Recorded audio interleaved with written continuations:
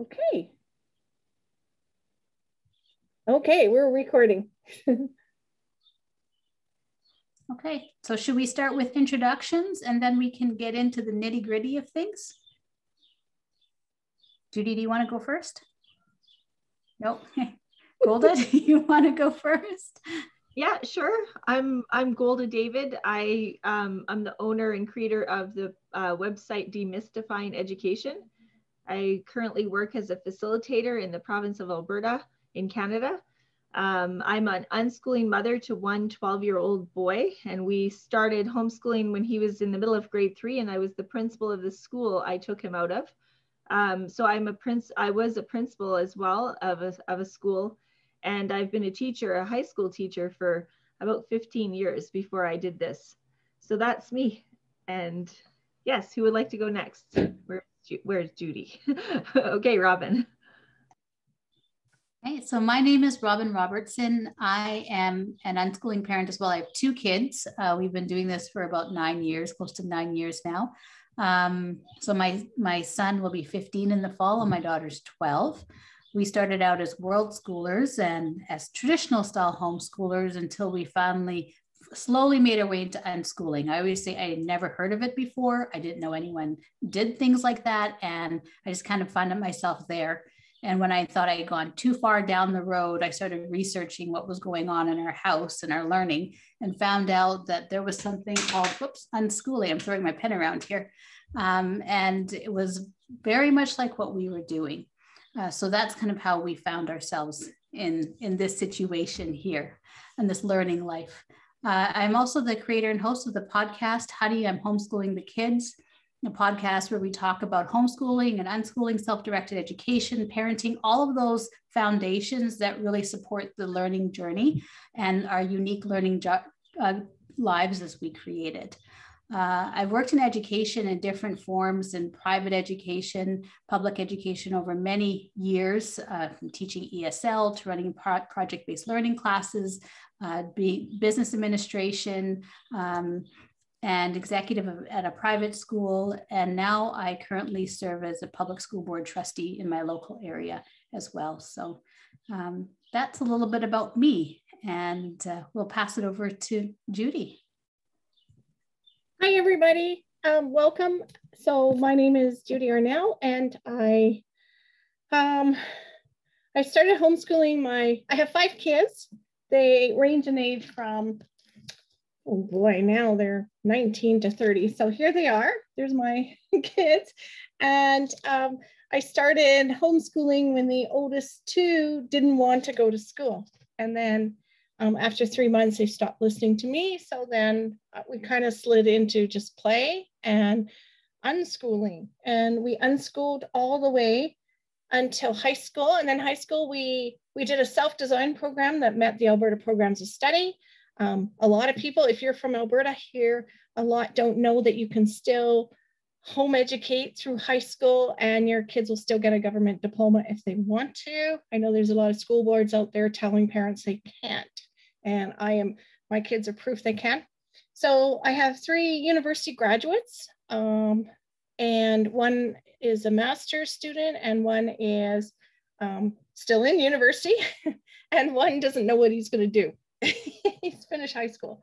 So that's us. And I have a blog called unschoolingtouniversity.com.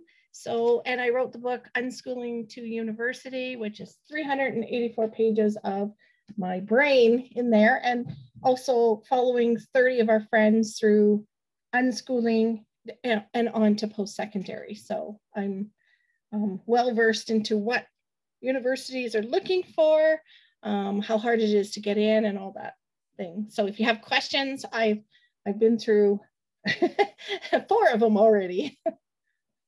So, hey. All right. We usually start with what unschooling means to each of us. I think that's a good idea this time too, because some people are new here. Okay. You want to go first? We'll go in the opposite order. Okay. Yes. So I define unschooling as totally learner-led, totally learner chooses. So if your child wants to go to school, you're an unschooler. If they want to come home after 3 months, you're still an unschooler. So the child decides what they're going to learn, what they're going to learn, where they're going to learn, when they're going to learn, and if they're going to learn something. Okay, on to you, Golda or Robin. Robin, no, who was next? Robin. All right. Okay. So unschooling. Yeah, I think really unschooling is, I know the unschooling sometimes has a negative connotation for people because they think it's completely anti-schooling or anti-this. Unschooling really is natural learning. And I agree with what Judy says. It's learning directed by the learners, where the learner chooses the how, what, where, when, and why of their learning. Unschooling it can look like taking classes. They can have a teacher. The difference is, instead of it being imposed by a curriculum that you have to follow, or a parent or teacher saying you have to do this, it's chosen by the learner. So unschooling is absolutely empowering, but also it's one of those things too. It can be really overwhelming because with anything, it's taking personal responsibility. I think it's so much as autonomy and personal responsibility. And that can be a lot on a person's shoulders, an individual's shoulders, for sure. So I think, and that's one of the reasons why we do this, is to take it from being overwhelming to empowering, and which unschooling really can be. So that's my definition of unschooling. And as a parent, we're helping to facilitate and support and encourage the process as well. Golda? I actually went through a long process to get to this point where I support or understand unschooling, because I was a teacher for so long, and I was in this. I mean, I was always kind of an out-of-the-box thinker as a teacher anyway, probably because I started quite late, and like I was in my 30s by the time I became a teacher, instead of going right into university after high school. But and when I first heard of it, I thought it was kind of like very hippy dippy, I was from BC, like some kind of movement that didn't make much sense to me. Like, how do you learn if you don't have someone telling you what to learn? Or what would you pick the right things?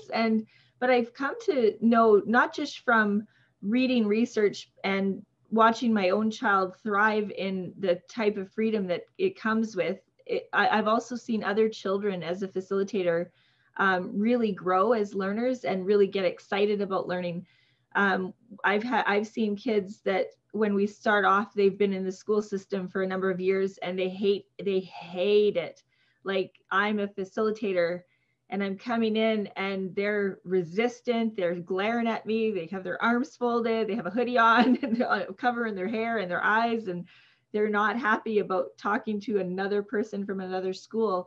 And a few months down the road, being excited to show me what they've learned and what they are doing and their projects that they're involved in. I have to do some convincing first that it's really is okay to decide what to learn, and that it'll lead you to where you're supposed to go.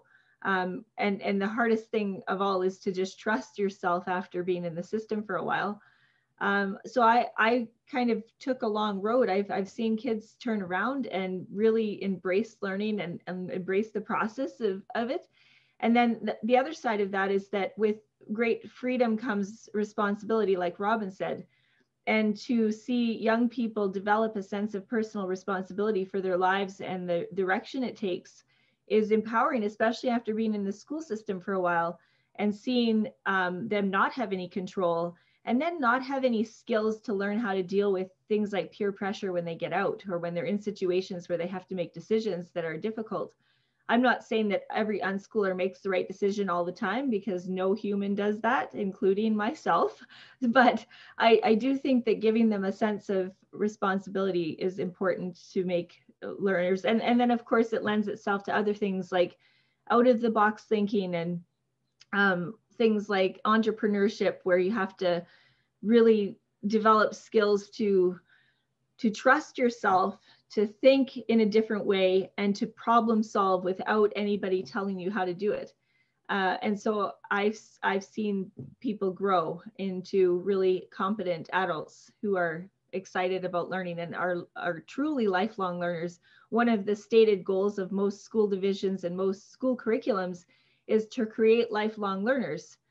Then I'm not sure we're doing that, because we're developing a resistance to learning in schools most of the time. So that's kind of my concept of unschooling and why I'm here, and how my journey, part of my journey on the way here. And Robin and Judy, Robin's podcast and Judy's book really influenced me as I was moving forward before I even met them. So I'm glad to be here. All right. So we're not getting questions, so we're going to have to talk more. Okay. So facilitating our children's interests is our theme today.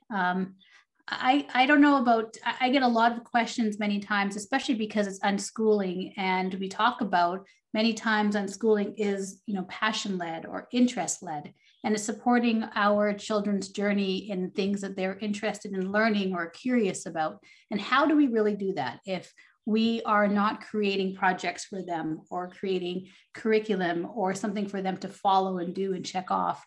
Or what is the best way that we can facilitate their interests? Right, thank you, Judy. Judy said you can ask any question. It doesn't have to be related to the topic. Absolutely, yeah. So I thought, well, maybe we can start with one of the ways that each of you has found that has helped when you're starting out, maybe in the earlier years, how to support how you supported your children's interests, or maybe even the best way would maybe, let's choose an interest and different ways that you're able to support that interest. Should we start that way? Something very specific.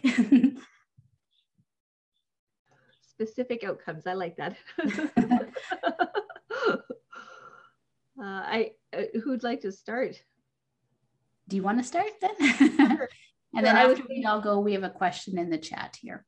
Yeah, I started off, I think this will partially answer that question actually, that when I started off kind of letting go more and more, I was worried that he wouldn't get interested in anything but video games. And that is true at times. Sometimes he becomes quite obsessed, like we all can with one thing. But he transfers that obsession with things. I've seen over time my son transferring that obsession to different things. So the most recent one was scuba diving. And how do you facilitate scuba diving at this time of year with COVID, living so far away from a pool that's open? And I guess along the way, though, I found that he ran into people who knew about scuba diving, quite a few of them, including Robin.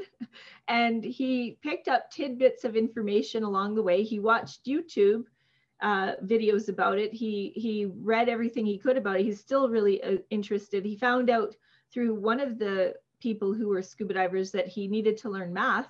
And so now he's using Khan Academy to learn the type of math he thinks he needs for scuba diving.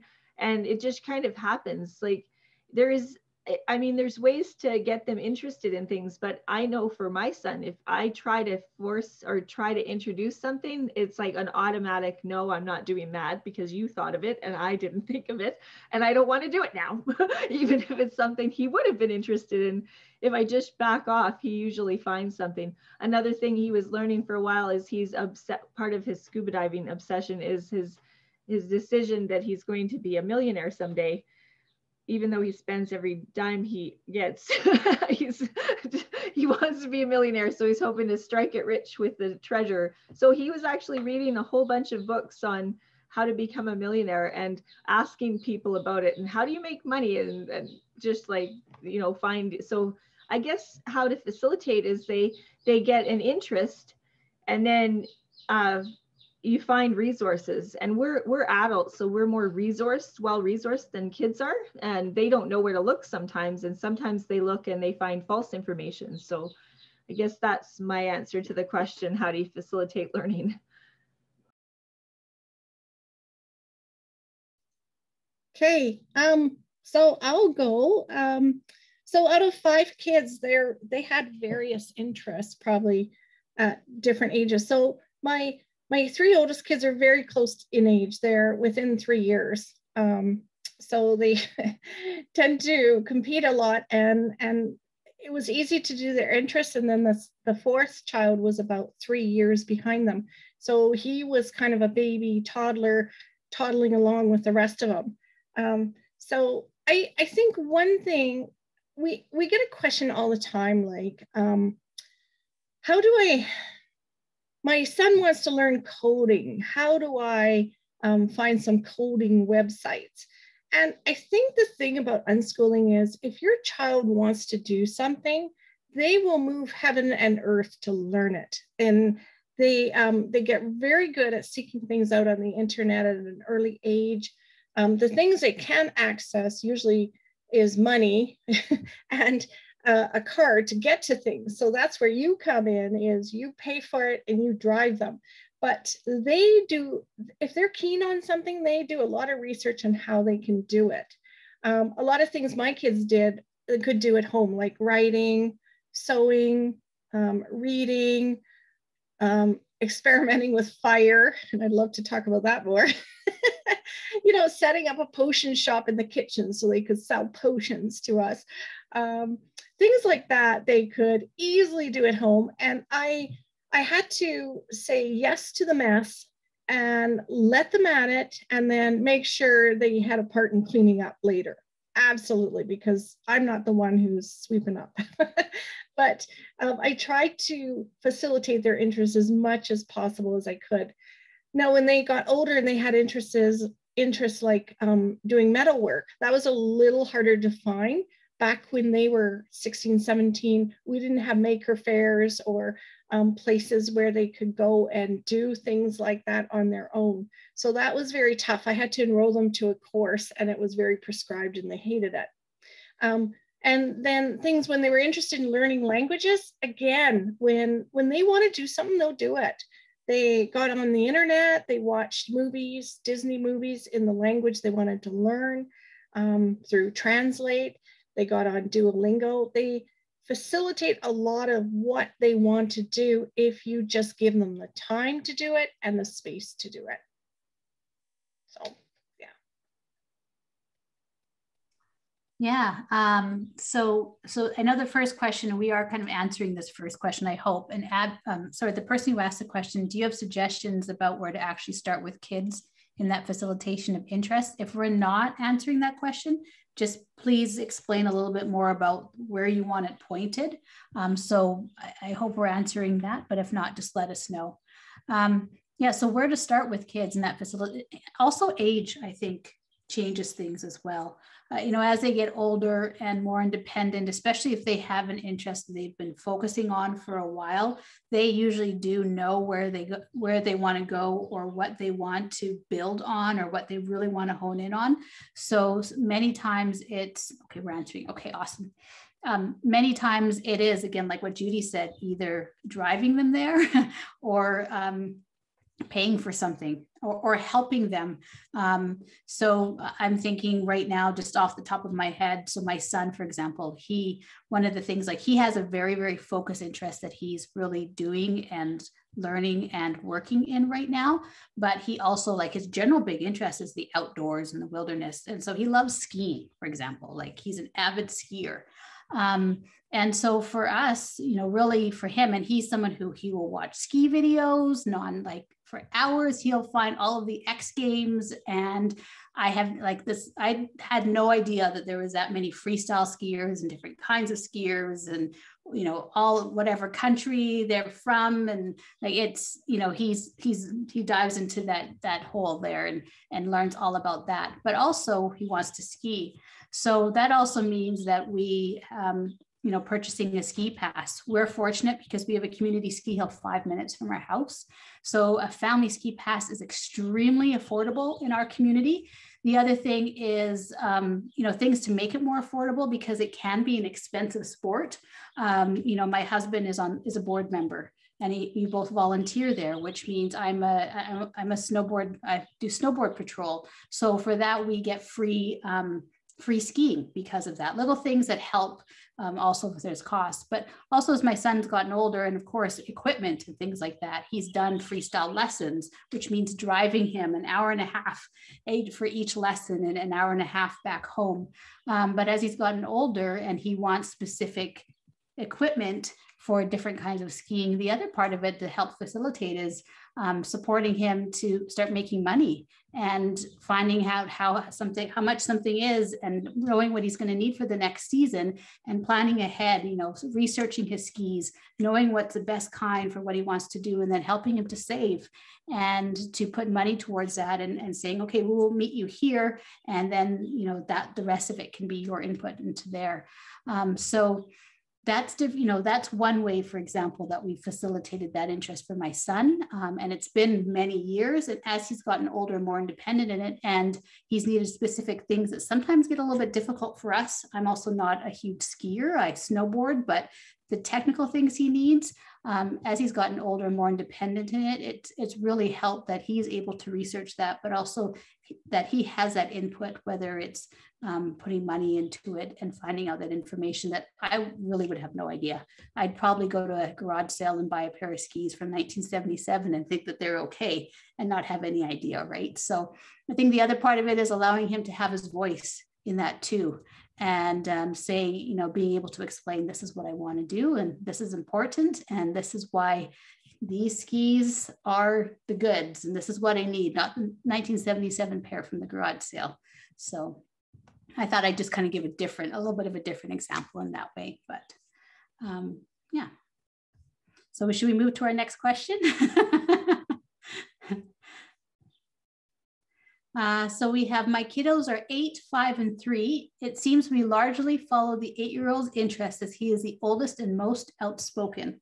Did you find there was an age or stage that younger kiddos express their own interests apart from their siblings? I don't want the little's interest squashed by the older, louder voice. That's a really good question. Would anyone like to go first on that one? Okay, I will. Yeah, that definitely happened in our house. The older 3 drove what we did for the days. Absolutely. And I dragged the younger 2 around to the older's activities because, they never do family activities at the same time. So, and they were fine with that, but they do naturally reach a stage where they have their own interests. And it's really interesting to see kids so different. Like my first 3 were very, very interested in trains. And yet my 2 youngest didn't want anything to do with trains. We had like 8 train sets in the house by then. They didn't want anything to do with it. They didn't like Lego at all. I was like, what? How can somebody not play with Lego? And they didn't, even though, and that's your job as a facilitator, is you offer it. And if they refuse, you don't worry about it. You put it away until you want to offer it again, maybe a couple months or a year down the road. But yeah, don't worry if you're dragging the little ones along with the big ones, because they will definitely have their own interests, especially as they get older. And they'll have common interests too. Like all my kids play video games, as they're a team. They're Team Arnold out there, and they're quashing everybody in Fortnite and PUBG. And so they have common interests, but they definitely have individual interests, and that's good. I can't speak as someone with a lot of siblings, because my son and daughter are 12 years apart, so she's an adult already. But I can speak as the oldest child in a family of 5 kids, and they used to follow me around and copy everything I did until they got a little older. And then the things I did weren't quite as interesting anymore, and they started to develop their own interests and not like certain things. And they get kind of stronger opinions as they get older, I think, about, well, some kids do. I know some of them are born like that, but some kids develop them over time. So I do think that that's probably going to happen, in the next few years for your littles.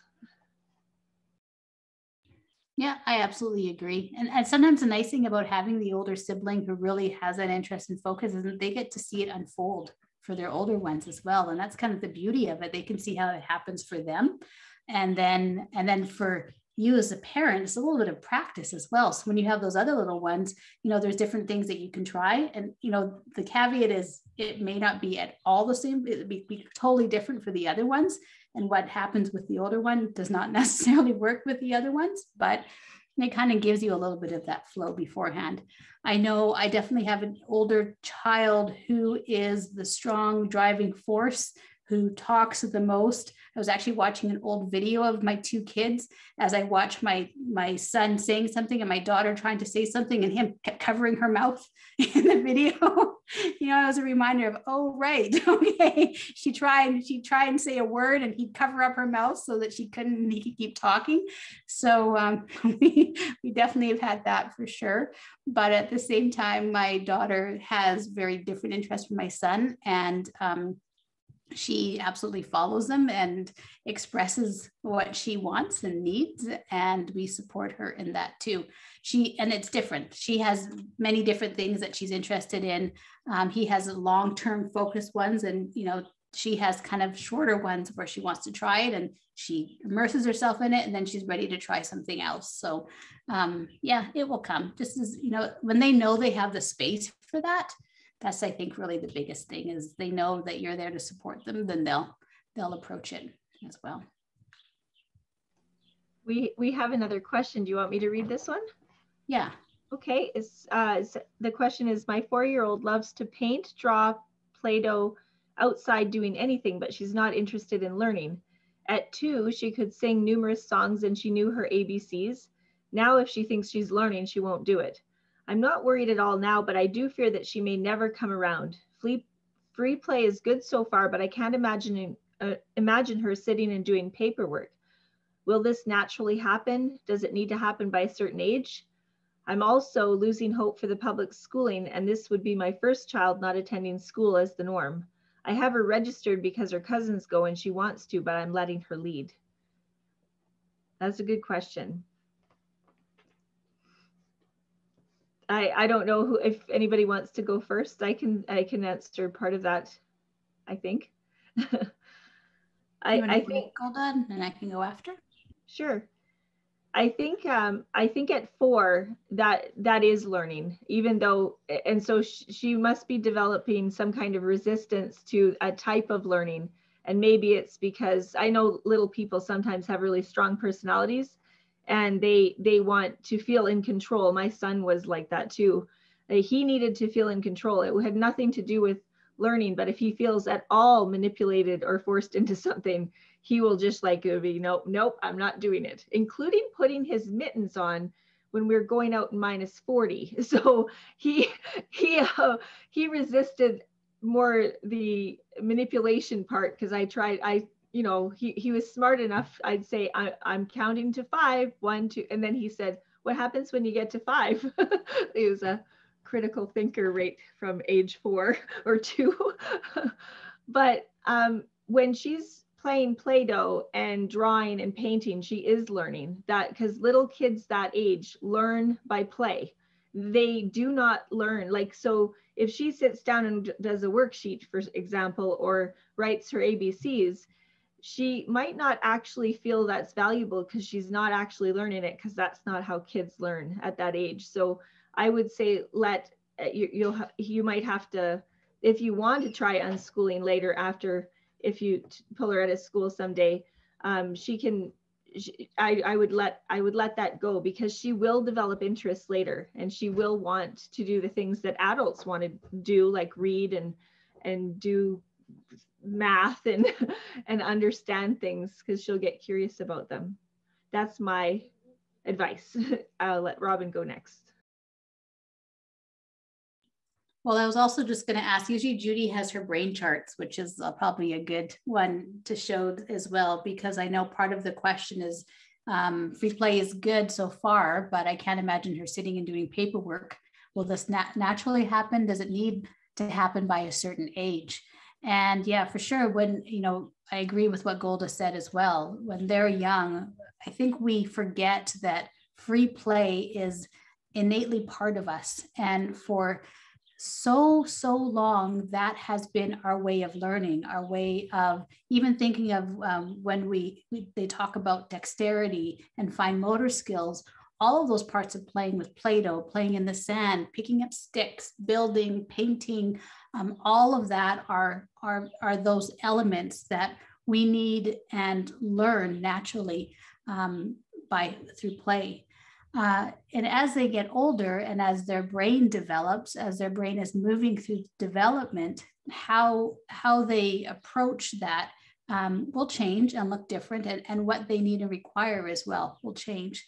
But I do feel that free play is underestimated, and we think of it as needing to end by age 10 or age 9, but we forget that even as adults, we learn through play, and so many skills that we learn through play. And I think that I think she will get there. So many of it is our concerns and worries, right, as parents, and on all of the information that we hear that they need to do something by a certain age. We're hearing now by preschool, they should be knowing these numbers. By kindergarten, they should be reading this. By grade 1, they should be reading fluently. And if they haven't done it by this time, they're behind.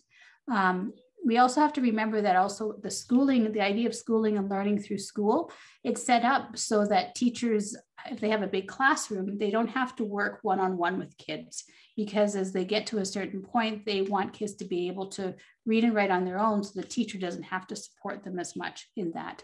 It helps with the structure and flow of the classroom that much better, not necessarily with the developmental age of the kids. So I see Judy's got her brain charts ready. Judy? I got my chart up.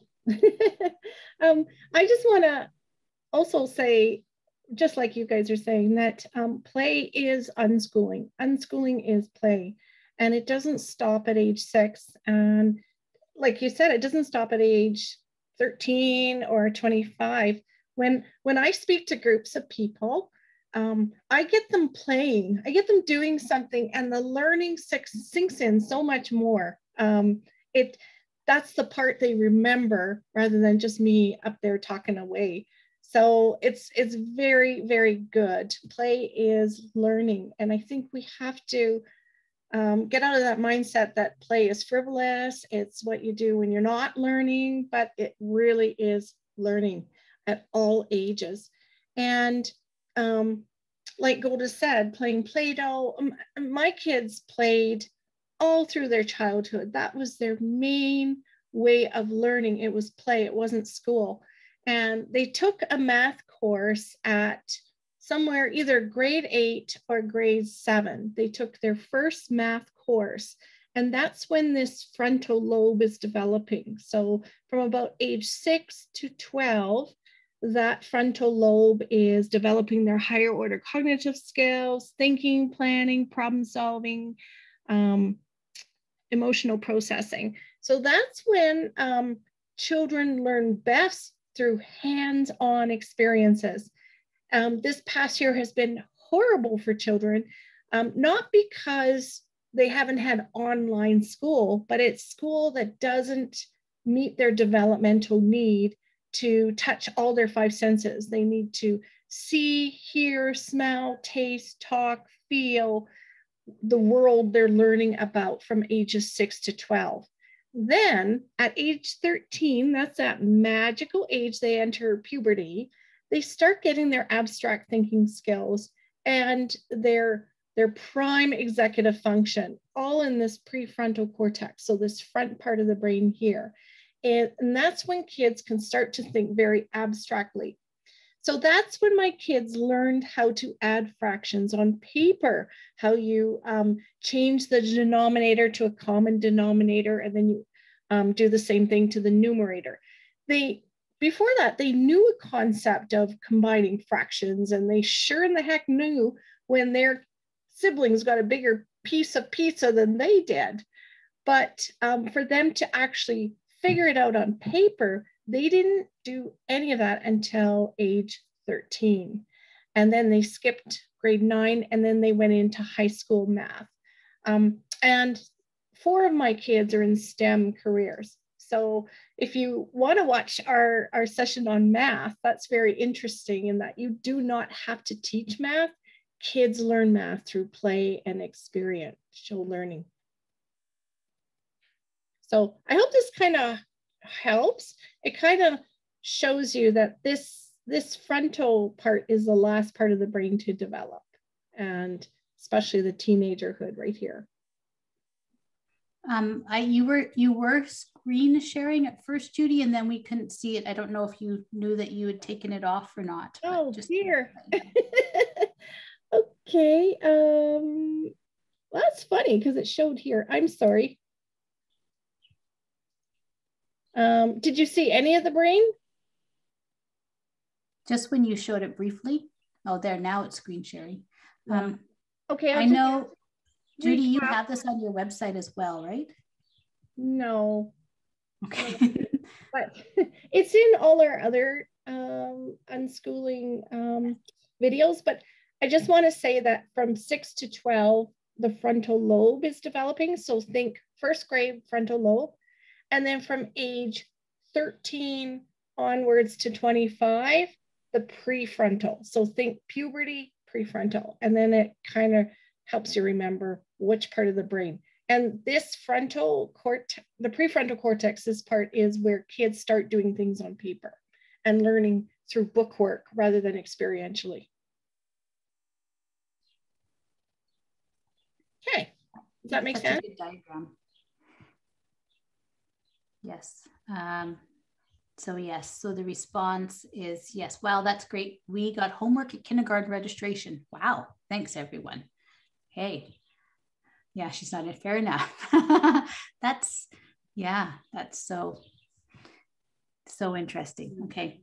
But I remember my kids' school, they had homework at kindergarten as well. They had homework every week to take home for the weekend that had to be ready for Monday. So, and at that time I thought it was fantastic. So look how things change, right? So see, my kids, when I had 3 kids that went to kindergarten and they never got homework or worksheets. It was entirely play-based back in the 90s. But the pressure is coming down, and it's a lot of parents who want their kids to start doing worksheets in kindergarten, and the teachers are feeling the pressure. So even if you decide to send your kids to kindergarten, they need to hear from parents who don't want that pressure too and want a play-based experience. Right, Golda? Do you think they do? Yep, I agree. I think there's a lot of pressure, and there's also a shift towards like shifting up, like making them do things develop. I mean, there's a new curriculum here in Alberta that they're gonna pilot next year, and quite a lot of it is developmentally inappropriate. And I think they're just trying to shift it up. And they've been doing that for quite a few years. So it's disturbing to see. I mean, this child is not even in kindergarten yet. She's just registered for next year and already getting homework. Oh my goodness. Yeah. I'd have to say, I think because my kids just played from ages 0 to ages 15. They did all their play, they did their fun, they loved it. When they actually started high school work, because then if you want credit for high school, you do have to meet the outcomes of the Alberta programs of study. If you're in Alberta, it works differently in other parts of the country and the world. But they were very keen to do that work because they hadn't had 9 years of being forced to do it. And same with university. They were super keen. They were great students. They put their hand up. They were keen learners. And it's because they weren't burned out from so many years of being forced to do assignments that they had no interest in. Yeah, I agree. It gave them a different mindset and approach to learning. Absolutely. Yeah, I totally agree. Do you want to read the next question or? Yeah. Okay, I think we have, yes, Robin, you can borrow my skis. Just to show them to my son. I'll wrap them up as a Christmas present this Christmas and say. I know, I love them. Question is, how do you encourage a family mindset of everyone's interests are important and that we sometimes have to do things that may not be of interest to them. Does this question make sense? So when you're doing communal family things that one person is going, this sucks, I don't want to do this. How do you handle that one? Does somebody want to go first? Robin? Yeah, I can talk to that one. Well, I guess for us, it's a little bit different because I have 2 kids. So I don't have 5 kids, for example, that I would be managing all different or supporting all different interests in that way. But I found that as my kids got older, when they needed something or wanted to focus on something and they needed support for that, we've actually found a way to work it into the schedule, I guess you could say. So they've kind of said, so for example, if my daughter wants time just with me, my son is the one who sleeps in the latest and she likes to get up a bit earlier. So she, as part of that, she also knows that it's just going to be her and I, and she's just going to have that time. So she kind of makes it a priority to be up earlier so that she can have that focused time with myself, because she knows her brother will be getting up later and things might be flowing different. So I know that's one way that my kids have kind of worked it out on their own, because many times they don't have those shared interests. And then we kind of, make in the day, we make something a time to do something together. And I think we've just learned through the communication and flow how that works best for everyone. And if it's something like I'm thinking of, say someone wants to go somewhere and like say it's a museum or a field trip and not everyone is really interested, but everyone has to go there together because that's just how it's working out for that day. We usually talk about maybe there's something in the same day or maybe the next day that we can support someone else's interest. So for example, maybe this is a museum that I'm just thinking my daughter wants to go to see something specific and my son's not really interested in it. We might, play on the playground for most of the time while we do something else. Or I think, we went to the Coolies at the beginning of the year. My son's actually not even here right now. He's off in northern BC. So, but when he was here, we decided to do some nature journaling and look up different plants.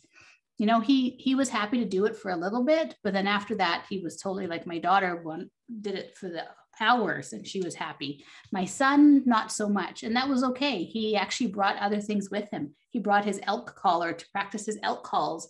And I brought food for everybody. So he was happy just like munching on things and doing things around, looking out for bears and just kind of walking around the area because what we were doing wasn't his focus interest at the time. So I hope that helps, but I see it also as ways to also support others' interests and facilitate that. But at the same time, making it something that is an activity that is not just about the activity, but it's also about our time together, our connection together.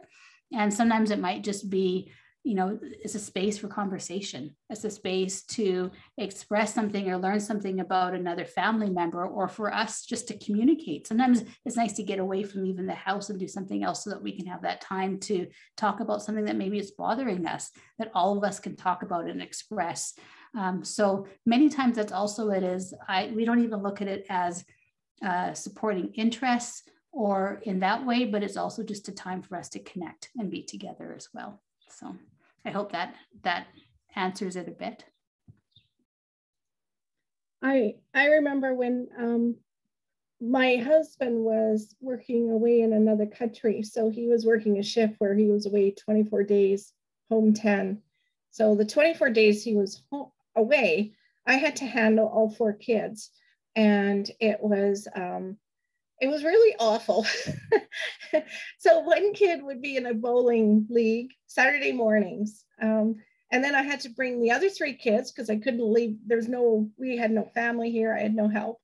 And they were cranky. They were fighting each other because they didn't want to be there. I had to keep them entertained. It was just horrendous. And eventually I just broke down and I bought 3 Game Boys. And it was fabulous. That was our screen time back then. that worked. But other times too, I used a babysitting co-op. We got a homeschooling babysitting co-op together, and I could drop the other 3 kids off for the bowling, and that worked really, really well. So there are ways to work around it, but sometimes, you know, you got to tell them, you just got to suck it up, and there's nothing we can do, and try and make it, like you said, Robin, make it family time. I would bring board games. I'd bring a deck of cards. I couldn't sit on my phones or actually do anything for me. I had to keep the kids engaged, but it was good family time, as well as the car trips. Some of our best discussions and learning were driving somewhere and driving back in traffic, because we'd play card games. We'd talk about issues as the kids moved into the teen years. It was the best social studies lesson ever. I don't think kids in school get that much conversation with adults. It was just amazing. So yeah, that's how we handled it. How about you, Golda? Well, I'm a single mom with 1 child at home, so I can't speak to that very much, honestly. And my parents were very top-down authoritative, where you're going to do it because I told you to do it, and I don't want to hear any whining, or there's going to be consequences kind of people. So I'm learning from you too about how to navigate that. And I do want to say, like Judy said, you know, it's not always times in the flow. It's not always perfect times. There's definitely times when it's like, okay, everybody, let's find a way to get along here. This is happening and this is where we're going, and let's work this out. But then again, it's a great way to practice our communication and those skills as well. So yeah. Shall I read the next question? Okay. So we have Robin's podcast guest, Carla Marie Williams, said a parent's job is exposure, as random and as wide and as deep as you possibly can. Expose them to new people, cultures, places, careers, industries, ideas, concepts, resources, to the point that they are going to find out what is for them and what is not for them. This message really resonated with me. If it speaks to your experience as a parent / facilitator, how did it play out in your unschooling home? That's a great question. And Carla Marie is she's such an interesting person to speak with as well too. I love Carla Marie. Do one of you want to go first, or did you want me to start with this one? You can, okay, Gold is pointing at me, okay. So how did it play out with your unschooling home? Well, maybe these evening ones are good, huh? We started out traveling. So I think just the experience of being in the moment absolutely helped in all of that. And it was a lot of exposure. My kids had exposure to new languages, people that were similar to them, people that were different. They've been able to say that they've lived in places where they are a majority. They have been in places where they are a minority. Where, you know, life is just completely different, and absolutely it gave them really great perspective on life and others. But it helped with interest too. I think my kids, you know, one of the things actually that was really interesting that I find now, that we had a chance when we lived in the city, for example, we went to museums quite a bit, and we went to art galleries. And they had a lot of exposure because of where we lived. We lived in Seoul for a little while. And so there were some fantastic art exhibits that came there. There was a Picasso exhibit that was like a unique exhibit, that it wasn't his usual works, but it was quite a bit. Some I knew, some I had never known he had done, but they were actually really interested in it. And I know it's those things that there was, I think, a Matisse exhibit that we went to, things that they had a chance to see that now they still talk about art in a certain way that allowed them to see and be present with it. And then when we go away to other places, we usually do the same as well. But absolutely exposing to other people and mentors has been a big thing as well. I find what happens as your kids get older too, and they have the time to really focus on an interest, at first we can help them, like we can strew, we can get materials, we can get resources that we need, we can pay for certain things, but it really gets to a point where our kids surpass us in their information they have and the knowledge that they have and the know-how.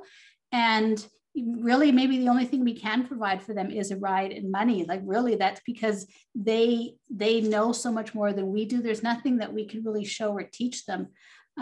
So it gets to a point absolutely that they just need to be exposed to other people in certain areas and experiences so that they can grow in that aspect. And I know for my son, for example, he has surpassed, like he's really into hunting and wildlife and fishing and the outdoors. And I mean, what I know is pretty minuscule compared to what he knows on that. And so it's really been important for us to find others that know a lot in those areas. And he's also searched that out, and that's given him so much experience and insight. So, that's where he is right now. He's working for an outfitters right now in the far northern BC. And it's great experience for him, so much that we actually could never even, I can't drive him to something like that. But through his focus and really trying to connect him with mentors and experiences, he's able to do that and be there full time in that and get experiences that he wouldn't have otherwise. So that would be a personal experience. My daughter, she loves music. And it's the same. I could only, my musical talent or skills only go so far. So absolutely, she's, voice lessons and singing lessons.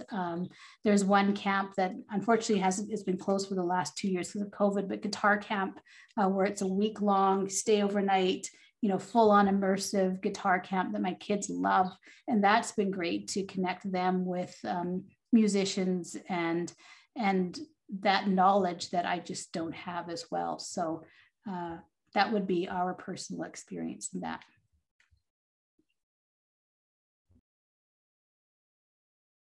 I'm passing it on. Judy, does that mean yes, you want to go? Or yes, you're pointing to Golda?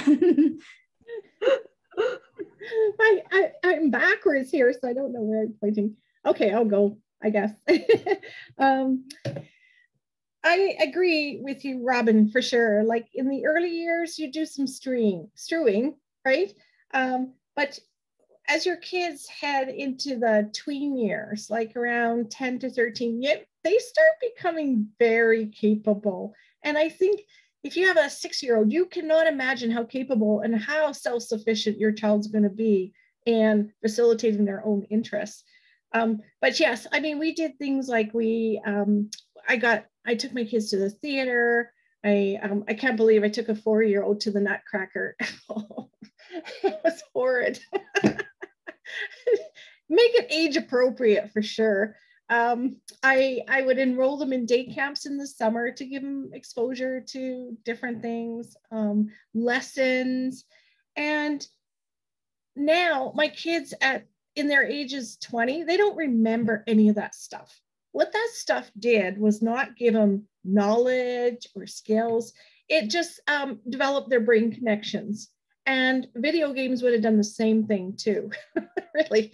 They didn't retain anything they learned in those years, but it was good. It got us out of the house and stuff. But my kids, around age 13, they were really interested in things I had no interest in.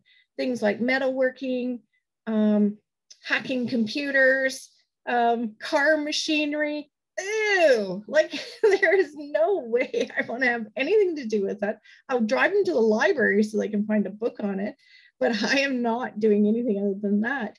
And they, like I say, you can't force a child to learn, and you cannot stop a child who wants to learn.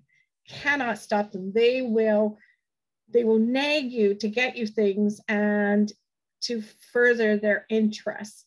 So, and I've seen it. I mean, I have a son who taught himself German in order to go and do a work term in Germany for his university program.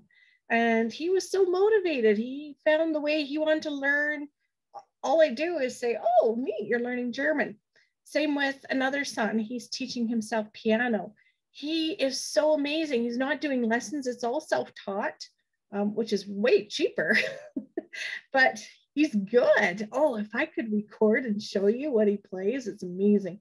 Same with another child writing novels. I know nothing about writing novels. I don't even know anyone who teaches about writing novels, but they get the resources off the internet or wherever they can find it, mentors, and they further their interests. You cannot stop it. So at some point, they know way more than you do.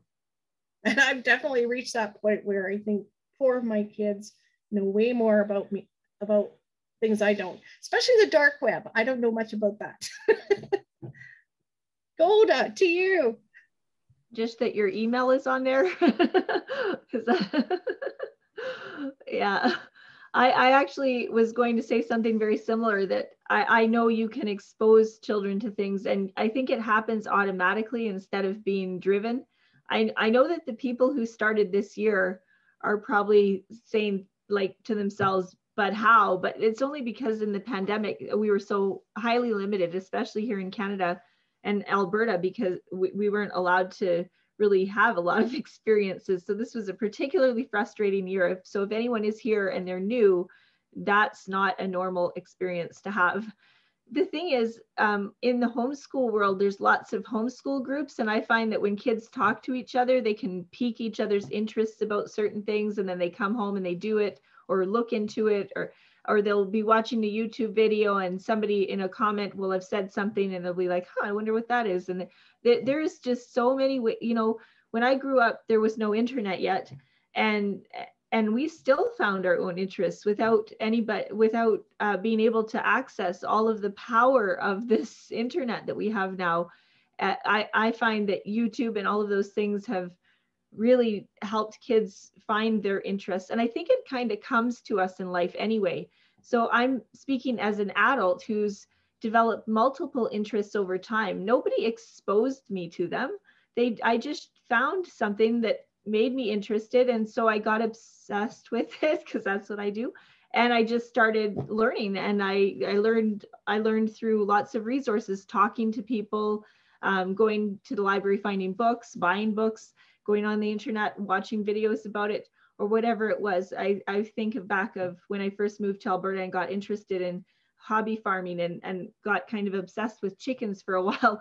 And you can't stop yourself from learning something that you're interested in. It's really, really hard. I remember that because I was supposed to be writing master's degree papers and not writing them, but researching chickens instead. So I think although it's good to expose kids to different things, I think it will happen naturally. I know it did with me. I specifically, of course, I did a lot of really odd things. As a single mother, I went to China with my son when he was 4. So he got exposed to a different country and language and culture and things like that, and food. And so, and then from that, they learn. So I think knowledge expands. So when you learn one thing, it leads to other things, and then those lead to other things. And it's kind of like a network of knowledge. And we all have a unique set of knowledge base and experience sets. So you have to kind of trust too that they will have that themselves. Nobody sits there and doesn't learn all day. It's not possible. Humans always try to expand. So that's kind of my answer, vaguely, because I agreed with most of what Judy said. That it just happened. Does your son remember a lot about China or just a few highlights? Yeah, he just remembers a few highlights. We were there from where he was age 4 to 6. Mm-hmm. And so he remembers very specific things about China, but forgets a lot of the experience. And I probably have too, because even though I have an adult brain, I mean, you can only remember certain experiences, but yeah, but he got an overall sense of things. So when you're exposed to another culture, you learn that people think differently than you. I think that's the bottom line. He learned Chinese, so he learned that language expresses different things in different ways. For example, you cannot express things in English that you can say in Chinese, and vice versa. There's some things in English, some ideas and ideologies that you cannot express in Chinese. So those things he learned young. So I think that's anybody who places them in a different culture learns that. Yeah. So it's an overall learning. Like there are different places out there and people are different. They have different ideas about things, and their food is really way more better than ours, is what he used to say. And he liked tricking me, so that was another. He could speak Chinese and I couldn't. Yeah. There was another question here.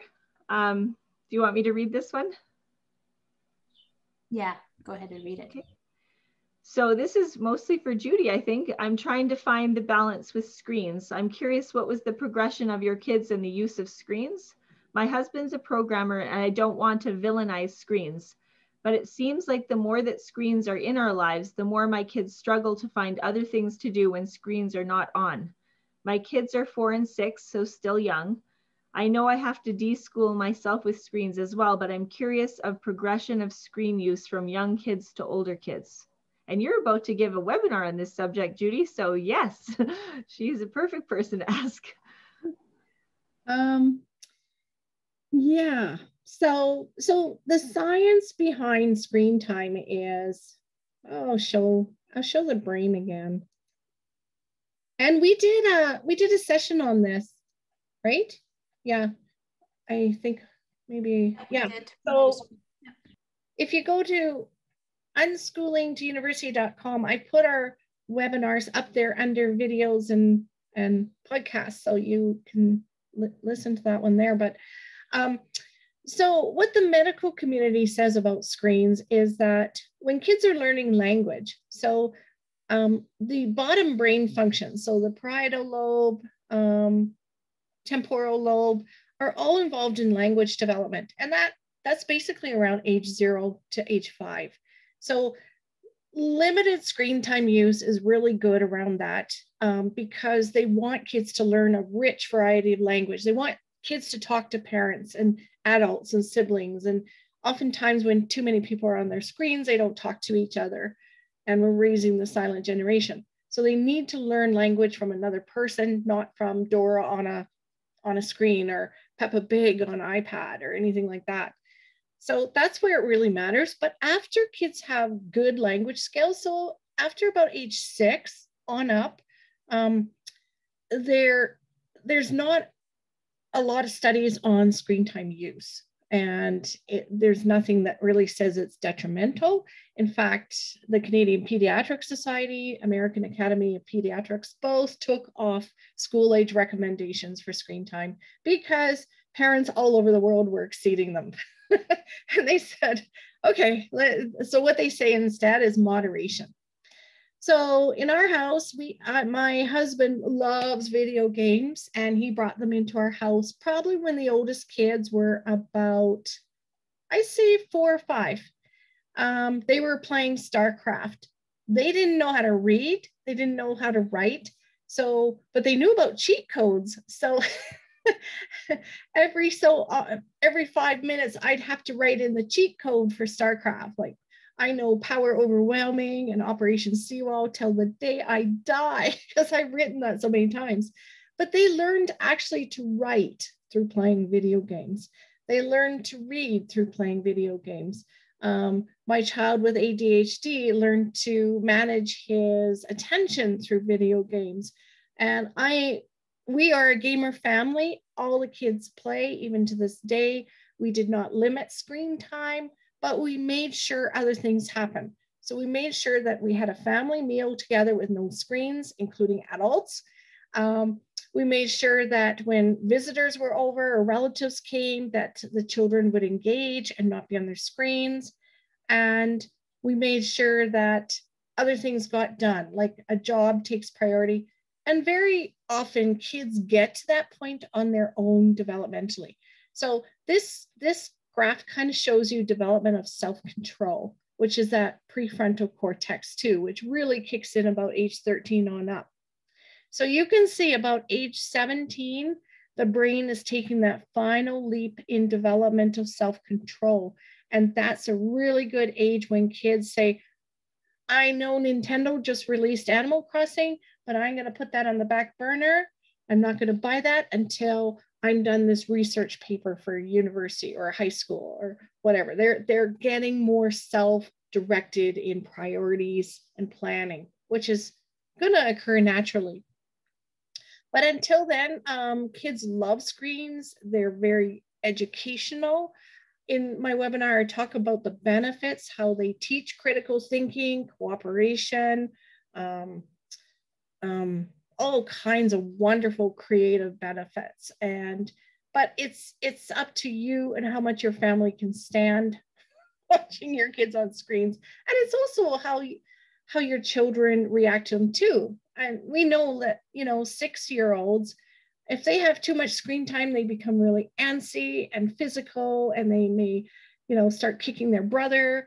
You know your child best on when and how their limits are. So I'm just saying how we handled it in our home. And I have a huge chapter on the many benefits of video games in my book and on the blog. And you have to decide where those parameters are. But so far, the science is that screen time is not addicting, and it does have very many benefits, especially as we're heading into STEM careers. A lot of there are studies coming out that kids who play a lot of video games are very well versed in coding, in modding, in cybersecurity and hacking. I mean, I have a son who is now the one I worried about the most, who I thought would be totally addicted because he was playing 12 hours a day at age 7. He is now working for a major video game maker in as a career. So it's definitely paid off. And the rest just do it for fun. So that's our kind of our pathway. Robin, do you want to go down? Yeah, it's interesting. I know early on when we first started, we actually did have screen time limits. And that was also, when we were really trying to replicate our ideas of school and before we really understood a lot of autonomy and supporting interests and all of those other things that come along with it as well. So we started out with that. I think we did like half an hour of reading and writing for an hour of screen time. It was kind of like an exchange. That worked for a while. The kids were fine with it. And then they quickly figured out that the more that they would, the more reading and writing they could do, the more screen time they would have. And then, after as anything, they, begin to negotiate and want more screen time, and, you lax on things and you kind of go back and forth. Now we don't really have any limits. The one thing is I ask, if for them to, directly before they go to sleep, to take some space from the screens before they go to bed. Same as with Judy as well. Family time, screens are away. Dinner time, we eat together, screens are away. But to be honest, sometimes it's just as hard for us as adults. I know, like, my kids will not have devices at the table, but then I'll notice that my husband and I both have our phone right beside us at the table, and my phone will bing and I'll check a text or a DM or something like that. And my kids are the ones who will say, like, can you put that away? So it's interesting how, so much of our concerns and worries are for our kids and that, but I find that I need sometimes to really focus myself and manage my own time as well. So, the modeling in that, if that's what we want as well. But, I think is as well with the family and how it goes for families as well. And for each of the kids, my kids, I know both of my kids, they learn a ton through their screens as well, especially during COVID. They, gaming with their friends was a huge thing for them. That's when they got to hang out with their friends and be together. And my daughter actually has a regular Fortnite date with a friend of hers. And that's when actually they spend the most time together, is their evening Fortnite games. And then they'll, on their weekends as well too. So the screens also have evolved over the years from, what was a screen for us as to what our screens for our kids as well. So, I think for us, it's just always finding, what works, and then we change it. And especially as our kids communicate what they need, and as they're growing, then we adjust it that way as well. And, for my son, it's interesting because right now there's no power where he is. They have a generator that they'll kick on at night. So, he can't watch any movies or anything like that. But the funny thing is his, I guess, boss, basically the person that he works most closely with, where he's kind of like the right-hand helper in that, they've connected really well, because not only do they love the outdoors, he's the main guide that he helps them on, but on his downtime, his two favorite things are anime and Minecraft. And lo and behold, that's for my son as well. So when they do have, when they have to go to the closest town to get something, and say it's an evening and they have the Wi-Fi, they're able to play, that's what they do. They play anime, they play Minecraft, and they talk about anime all the time. So, this guy's 25, and he said he still loves anime. He has down winters because he has to work nonstop in the summer and spring, but he says he watches a lot of anime to this day and plays a lot of video games still. But he's actually going to take over the company. It's a huge outfitter in area. He's very capable, and but then, he doesn't have any concerns with that. And he says, I have a lot of time, and that's what I like to do with my time as well. So I think I've talked way too long, so I'll hand it over to Gold. I think I'm famously wishy-washy about this subject. I find myself always trending towards like more and more control for my own self about this issue, and less trust in him. And then I'll attend one of these Q&As with Judy, and she'll convince me all over again to have no limits. and it will for a while, then I'll start sliding back towards control. So there's like this monthly update download into my brain. And I do worry about the same thing as other parents do, about how it affects his behavior. So if I see it affecting his behavior, then I get worried. And it does sometimes. So we have to negotiate. And I like Judy put the family contract in the chat box for you guys to go to and download it. And I thought that was a great idea, like to have a contract, like here's the negotiation, let's put it down on paper, because my son will forget the negotiation. And I feel like writing it down might really help us both remember what we had promised each other. I worry about the same things, that he won't be interested in anything else. But I don't find that that's true, actually. So there was I read about when we were doing the Q&A on screen time, I read something in one of the other unschooling podcasts. It was like the transcript. I can't remember what it was called, but it was basically about, the metaphor was ice cream. If you have one scoop of ice cream, it's the best ice cream in the world. And then you have 2 scoops and it's still pretty good, and 3 and 4. But how many scoops of ice cream, or how much screen time do you eventually get filled up and don't want anymore? And that's kind of what happens, especially if there's something interesting going on. So I thought deeply about that, and how maybe there just needs to be different things to do that's like, instead of pushing them out of screen time, try to pull them out when they kind of reach that I can't say that word, but that level where they're full up. Saturation, thank you, I saw. Saturation point, yeah. Yeah, the saturation point where they've had enough, just like with ice cream, because nothing that we do, we can go overboard sometimes as humans, but nothing we do is ever going to not fall out of our interest range at some point in time. So capitalizing on those times might work as well. So that's just some more ideas about how to handle it. And yeah, I struggled with the same thing though, as you did, as a lot of parents do, about how, and then there's all these scary things about how it's addictive.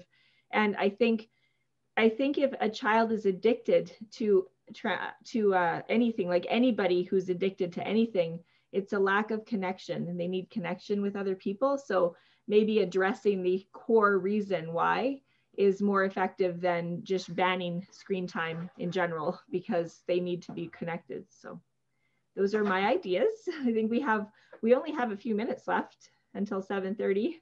Yeah. We have another question as well in the chat box. There was, yeah. Okay, is it my turn to read? I think so.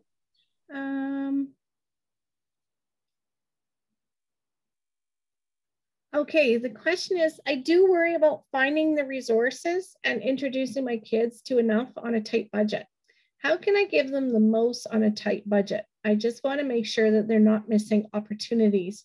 Any recommendations for cheap experiences to explore their interests?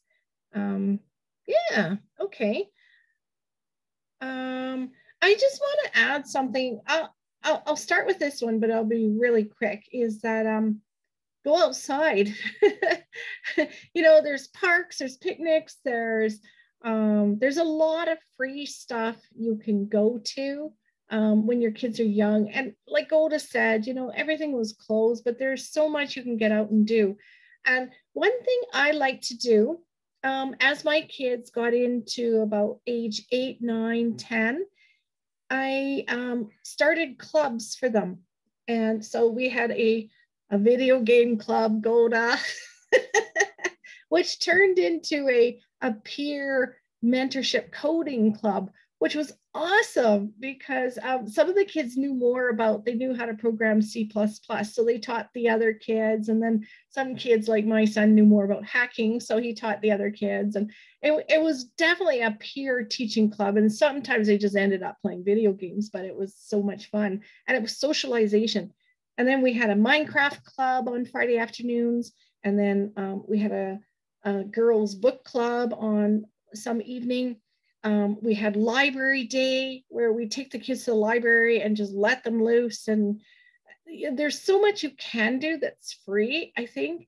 And if you don't mind opening your home out to facilitate a club where kids come over, we got the parents to alternate bringing snack every week. So all I had to do was provide the bathroom and a table and the internet.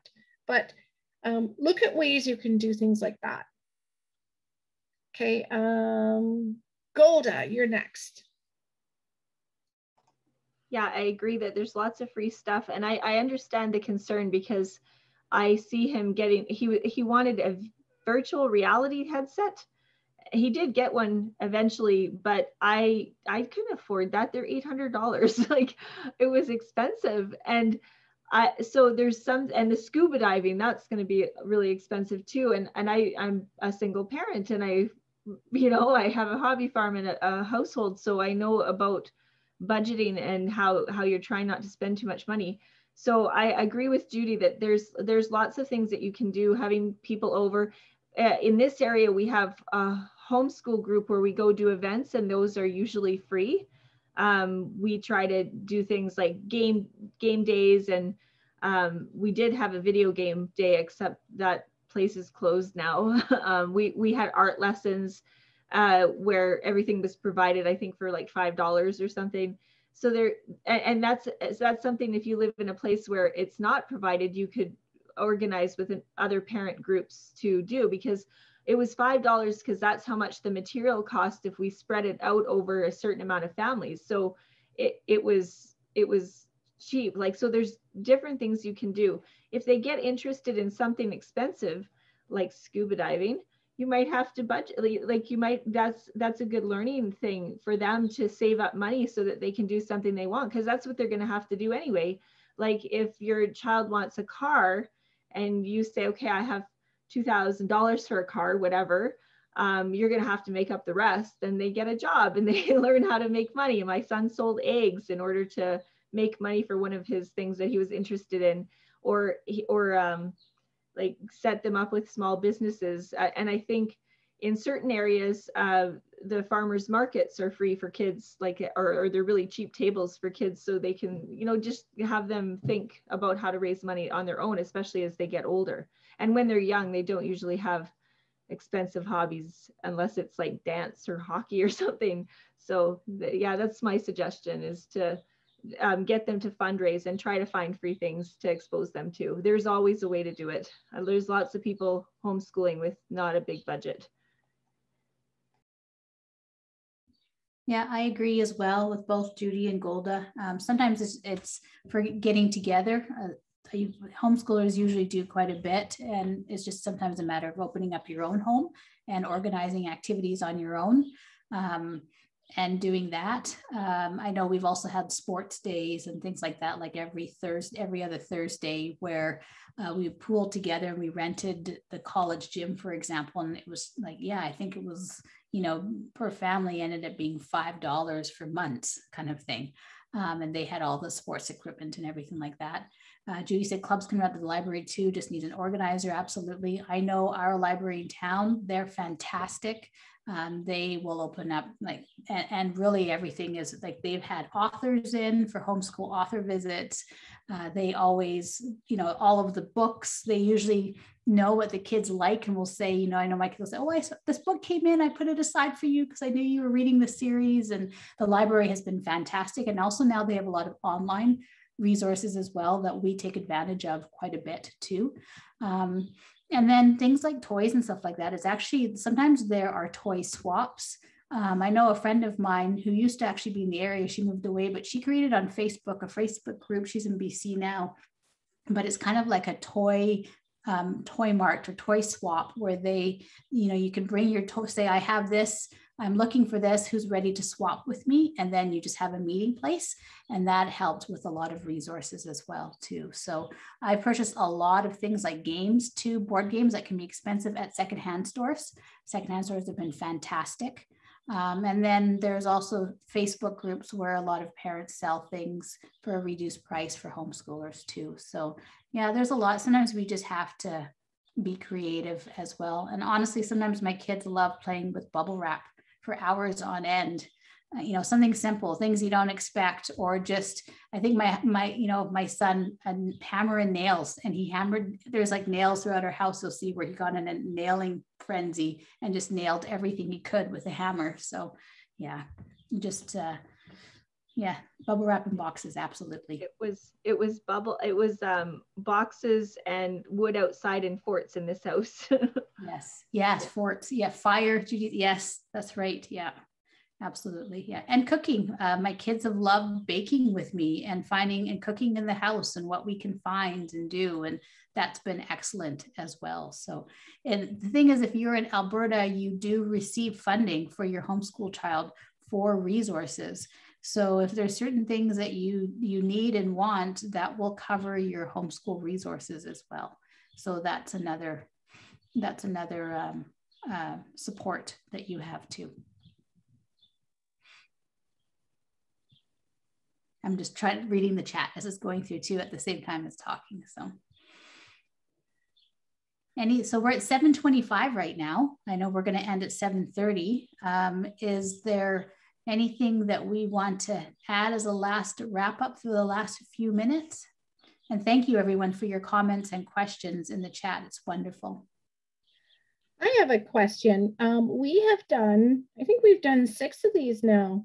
And I have them all posted at unschoolingtouniversity.com. Robin, where do you post the videos? Yeah, so they go up right away after on my Patreon page for my podcast. So usually patrons get it first. Patreon.com/honey, I'm homeschooling the kids. They're on there. And that's the only place that I have them posted right now. So if you go to patreon.com/honey, I'm homeschooling the kids, if you're a patron, you will receive them as well.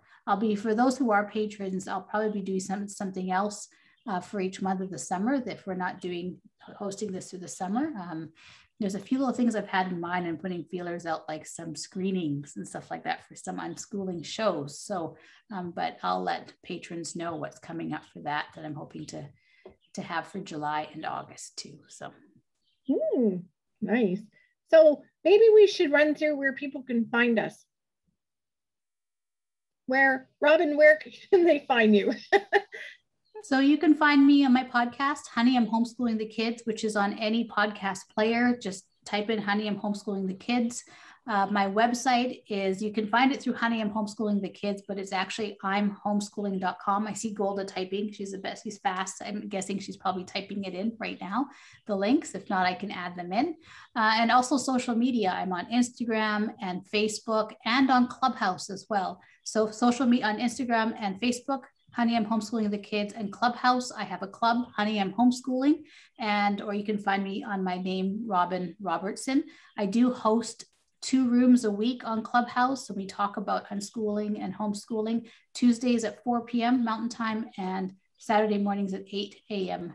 Mountain Time. Okay, So and Golda.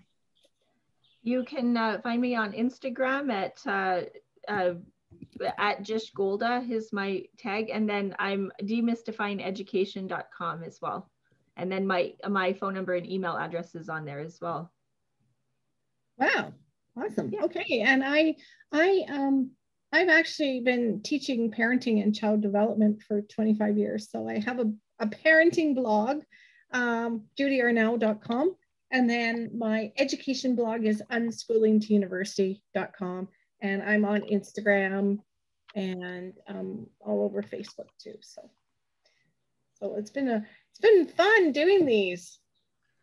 And I do want to say, Judy, and for anybody that hasn't made it to Clubhouse yet, they do have it for Android now. It's open for Android. So if you need an invite, just let me know and I can send you an invite. I do have invites available if anyone would like to join Clubhouse. You still need the invite, but I've been letting my listeners know, and homeschoolers and unschoolers, we want to grow the community on there. So just let me know and I can send you an invite. And it'd be great to do these rooms on Clubhouse as well too. So. Okay, Robin, I need an invite. Hey, I'll send you one. Thank you. Well, great to know. Then I'll be able to, right now I can only get it on my iPad. So I have to be like inside and like with the internet, and now I can go anywhere. That's great. Mm-hmm. Yeah. I just wanted to thank everybody for coming too. I appreciate the time that you took tonight to come and listen to us, and of course you too as well, to come and talk. That was great. Yes, this is fun. So I hope everybody has a really good summer, and I love summer unschooling. My kids learned so much because all the books came back to the library. All the schools and teachers would bring the books back, and then we get free reign of everything. It was the best time. So I hope you all have a good, fun, more open summer. Yeah, yes, everyone enjoy, absolutely. And I guess we will be in touch with everybody as to what we're looking for the fall. So if we can send an email out or just watch our social media as well, and we'll be in touch. So yeah, summers for us are usually road trips. So that's always something fun to do. Nice. Thank you, everybody. Nice. And send us your ideas for topics. I don't like if we do certain topics and certain things too. Okay. Well, for Clubhouse, what information? So if you are on Clubhouse, I actually need your phone number because the invites are text only. So I will put my phone number on here. So that's my phone number. I download the app on your phone first. It's Clubhouse app. So download the app. And actually, I'm thinking I should probably add a tag on my Instagram page on my bio so that you can just go, and that'll be the easiest, I think, because I think you can do that now and just tap right in. If I was on my phone, I could send this, but let me see here.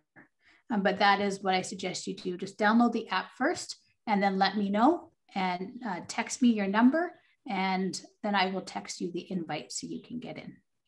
And then just look for Robin Robertson. Thank you. Thanks for asking. Great. Okay, I'm going to stop the recording.